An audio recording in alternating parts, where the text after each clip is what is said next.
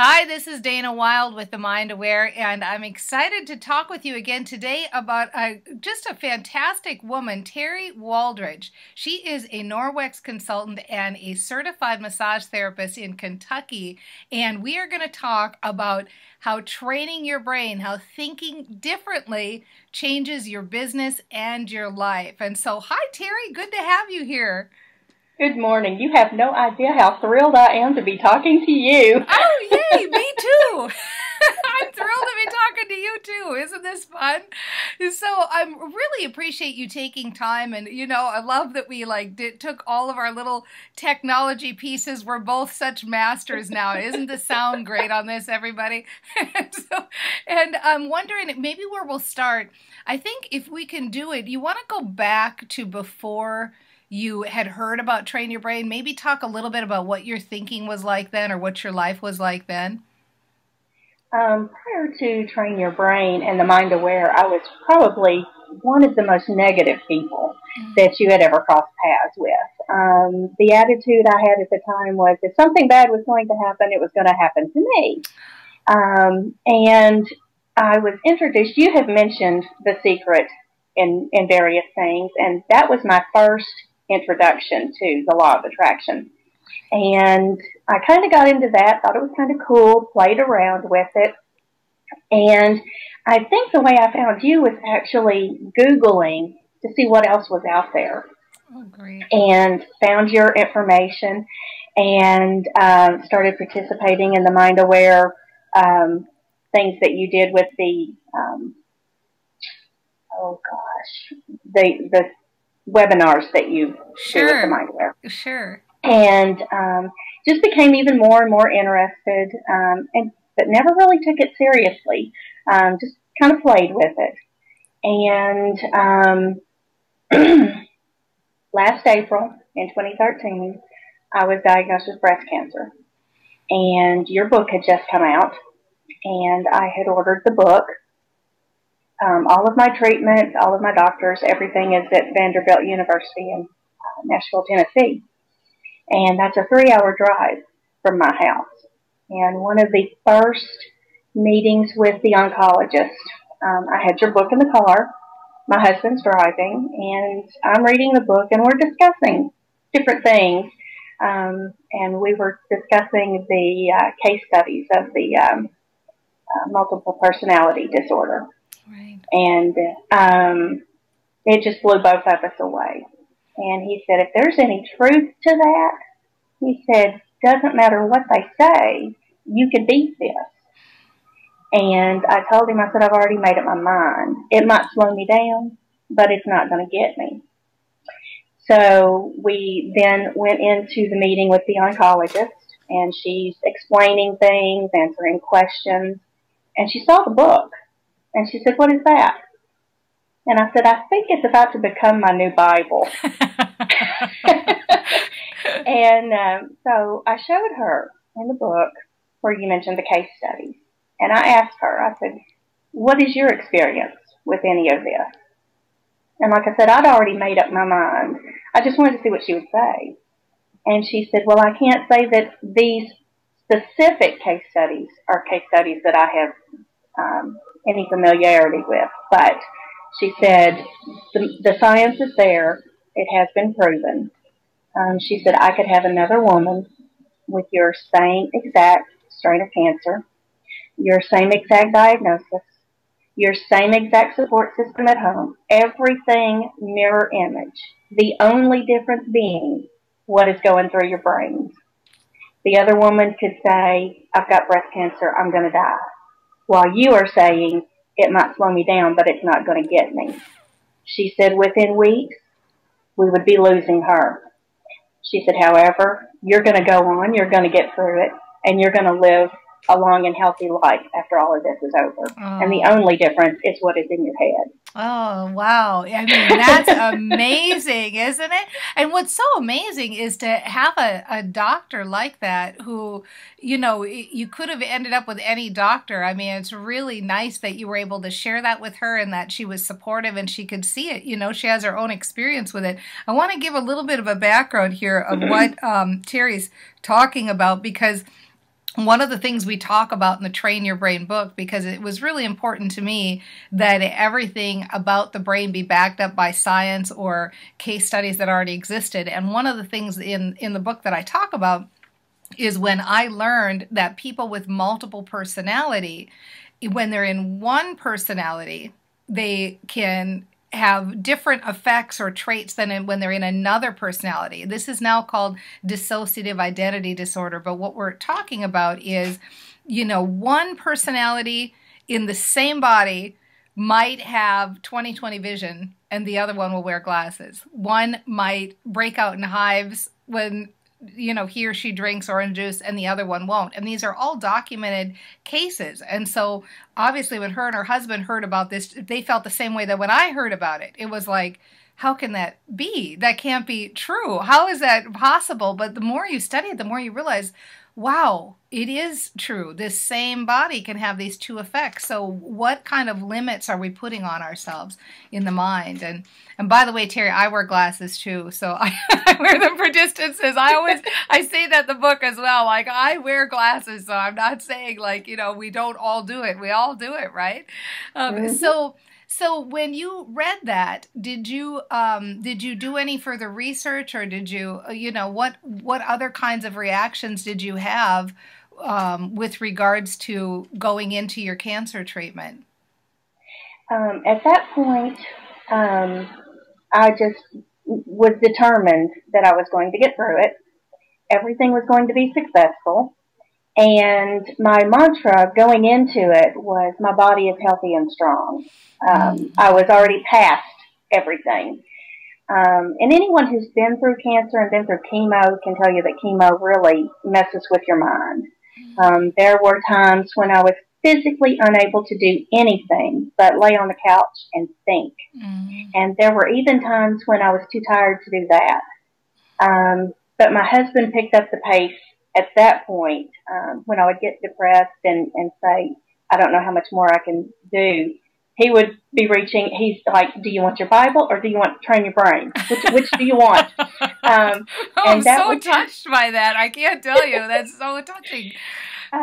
He would, when I would say, I can't do this anymore, the first words out of his mouth were, you've got to train your brain. Wow. You've got to change the way you're thinking, because it's all in your mind. If you decide you're not going to survive, you're not. If you decide that you're going to make it, then you're going to make it. So which is it going to be? Wow. And he would be very stern about it. This is your decision. Which one's it going to be? Well, I'm going to make it. I'm fine. That's so great. I love this. I love this mantra. You probably didn't even realize, because you were saying the mantra, I'm healthy and strong, but you were saying, look, it might slow me down, but it's not going to stop me. I mean, that's a beautiful transitory statement. It might slow me down, but it's not going to stop me. I think too, I want to come back to this idea of why having a positive attitude is important. Because of brain science now, that we can study the brain and see, images of it, what we know is when people are thinking negatively or when they're feeling bad, the creative pathways in the brain are constricted. And so you have less access to, creative thoughts, very less access to even positive thoughts, because your brain's constricted. So if you can shift yourself and start to think more positively, those creative pathways open up and more things come on your radar. You get more access to good ideas. You see more things that might be beneficial to you. And so what I'm wondering, Terry, is as you're going through this process, and your husband just sounds amazing. What a great support system, because then when you were feeling down, he could be there too to help realize, like, okay, let's train your brain and let's get you feeling good. Mm-hmm. But did you notice, or do you feel like because you were able to keep your attitude up, that you did have access to better ideas, or things came on your radar, or you were more open to ideas maybe that your doctors suggested where you may not have been open had you been feeling hopeless or depressed? The doctors were adamant that I get up and walk and move around and get outside. I've actually got pictures on my Facebook page of when I would get outside. It was like my cats would come out of nowhere and would meow and fuss at me until I walked up and down the road. I've got pictures of my cat that I call Heidi actually a few feet in front of me, turned around and looking at me like, "Come on, Mom, let's go. Let's get this going."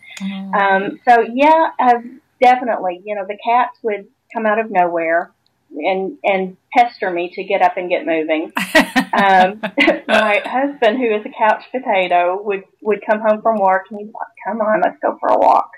And my friends would call, "Have you had your walk today?"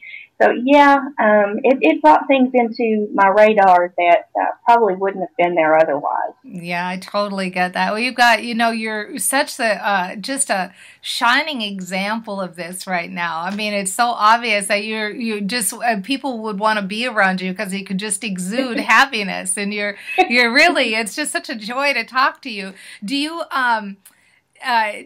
so tell everybody what happened, like your progress. Give everybody the end shot, because now I won't spoil it. You tell us what happened in your treatment and your progress. Well, the most of the treatment is over. The chemo is over. There's still some reconstructive surgery to be done. I'm not going to have any of that until next year. So I was finally released to go back to work, and that's where it really, for me, kicked into high gear.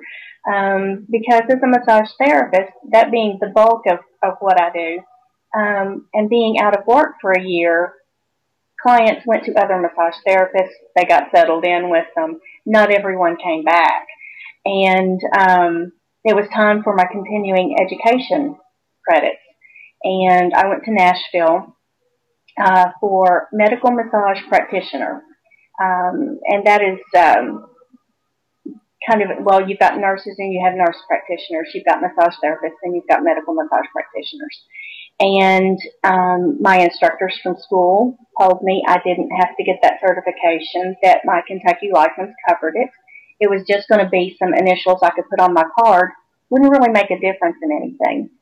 I had messaged you on Facebook, and one of the mantras you helped me come up with was, "I'm working less and making more." Oh, yeah. And so I go to my class in Nashville, and one of the first things the instructor says is, "If you are interested in working less and making more, then this is the class for you." No way. Oh, yes. My gosh. Talk about being on your radar. Holy cow, that's amazing. I love that. Yes, and during one of the breaks, the instructor looked on the website where I will be listed once I get my certification to see what my competition would be in my area. And she looked at me and she said, "Do you realize you're the only one? You've got one in Lexington, Kentucky, which is almost 4 hours from me. There's one in Nashville, Tennessee, which is 3 hours from me. And one in Mount Vernon, Illinois, which is about 2.5 hours from me. So I will be the only one." And she told me, she said, "Now, just giving you a heads up," she said, "I had a girl in here last year from Colorado Springs who went back to Colorado Springs in your shoes. She was the only one. We got all of her paperwork taken care of and had got her loaded on the website on Monday morning. And by Monday afternoon, 5 doctors had called to ask if they could refer patients to her." Oh, within 6 months, she was turning people away because she couldn't handle anymore. She said, "I'm telling you, prepare yourself because you're going to be flooded." And I'm sitting here thinking, this is exactly what I wanted. Yeah, it's so great. You're working less and making more. I love it. And now, now that you're preparing to take this next step where you're actually, official, what a great opportunity to train your brain and be like, okay, I'm just gonna figure out how to manage this, how to handle the flood that's coming to me. Who knows? You might end up with just like a chain of people working for you or something. There's the possibilities are endless, right? Yes. Oh, it's yes. so good. I love that story. That's so good. And so because I remember that, and I love that mantra, by the way, "I'm working less and making more." It's one I use all the time. So I'm glad that you gravitated toward that. So let me ask you just a little bit more then then about the brain overhaul, because you not only did the, regular Train Your Brain book and Train Your Brain class, but you went into the advanced level and you started doing the brain overhaul. Did you notice any kind of a shift for your thinking or your business or anything once you got into that environment? Because you were really in an environment with all the other advanced people too. Was there anything that stands out? It seems to me that things happen quicker now with the brain overhaul. Maybe I'm more determined that it's going to happen the way I want it to happen.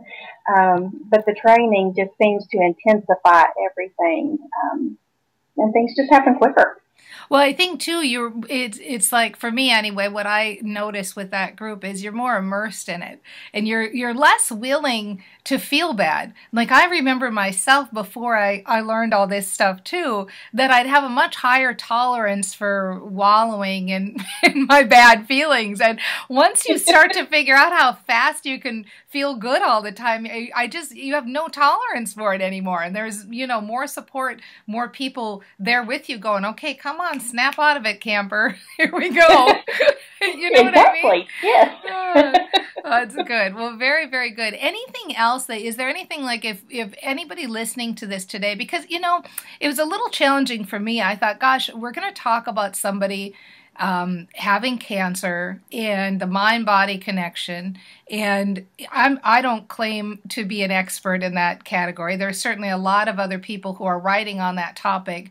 And I can refer you to some. I'll put some links below this video. Other people who are more expertise in that particular area, doctors, who know that.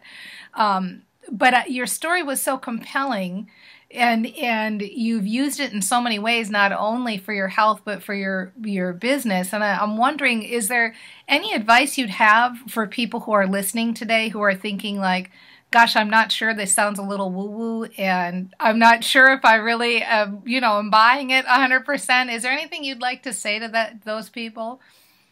Well, for anyone who's been in Vanderbilt University Hospital, there are huge waiting rooms. And I would be sitting in the waiting room with my Train Your Brain book with other cancer patients, and they would see the book, and I was constantly asked, what is that? And by the time I was finished telling them about it, they were like, how can I get the book? How can I get this? So hopefully I sold a bunch of books Yay! for you. Good answer. But, I have encountered several of those people along the way at various times, and many of them have said that it has changed the way they were looking at their illness. And hopefully it has changed the outcome of their illness. Hopefully they went from possibly being terminal to, now I'm going to be sick. Yeah, exactly. What did you say? It might slow me down. But it's not going to stop me. You bet. Absolutely. And so if somebody was listening right now and they just wanted to start turning their thoughts around and thinking positively, is there anything else you'd like to add to those people who want to start, as far as what could they do today or what could they do right now? To just not be so hard on themselves or be so negative? Just decide that they really do have the power to change the way things are. It's all up to them. If they decide they're going to be successful, then they're going to be. It's totally right. I love that, because it does just start with a decision, doesn't it? Mm-hmm. The difference between people who don't turn their lives or their business around, the people who do, is those people decide. So it's just such great advice, Terry. I love that. That's really, boom, mwah. So good. Well, I love this, and you're awesome, and thank you so much for spending time. Everybody, if you'd like more information, I'm putting it below the link. We'll also, if you're in Kentucky, I'll have Terry's information below the video as well. But I loved this time with you, Terry. You're such a great example, and I love your spirit, and you exude joy, and just keep on keeping on. Keep those positive mantras flowing. Everybody, get out there and think positive thoughts and be nice to yourself, and we will see you next time. Thanks, everybody. Bye.